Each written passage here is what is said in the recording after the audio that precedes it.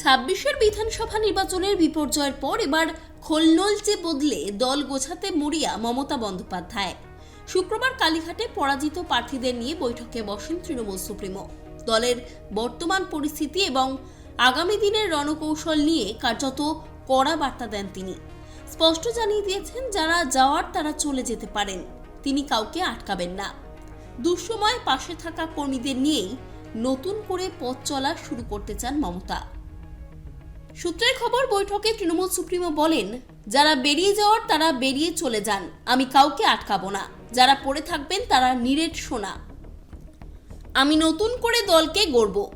Party office রং করুন, ভেঙে যাওয়া অংশ সারিয়ে তুলুন।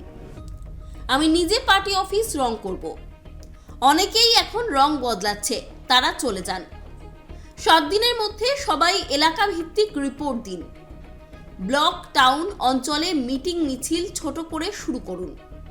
ঘর ছাড়াদের তালিকা জমা দিন কালীঘাটে।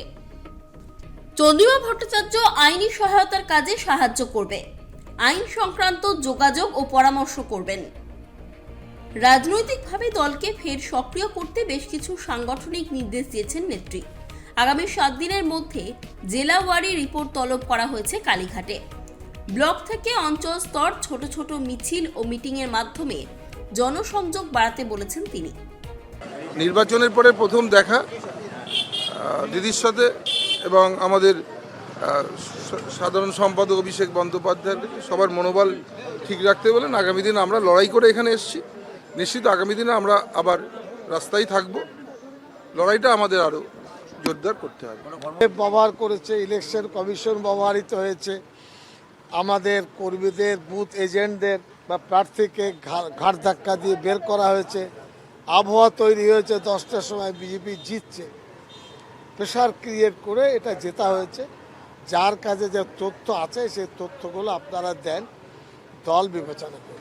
পরাজয় থেকে শিক্ষা নিয়ে এবং বিশ্বাসঘাতকদের ছেঁটে ফেলে এক নতুন তৃণমূল গড়তে চাইছেন মমতা বন্দ্যোপাধ্যায়। কালীঘাটের এই বৈঠক কি পারবে কর্মীদের মনোবল চাঙ্গা করতে, নাকি নতুন সরকারের দাপটে আরো ভাঙন ধরবে ঘাসফুল শিবিরে? উত্তর দেবে আগামী দিন। ক্যামেরায় বরুণ ভান্ডারীর সঙ্গে দেবযানী সরকারের রিপোর্ট, কেটিভি বাংলা।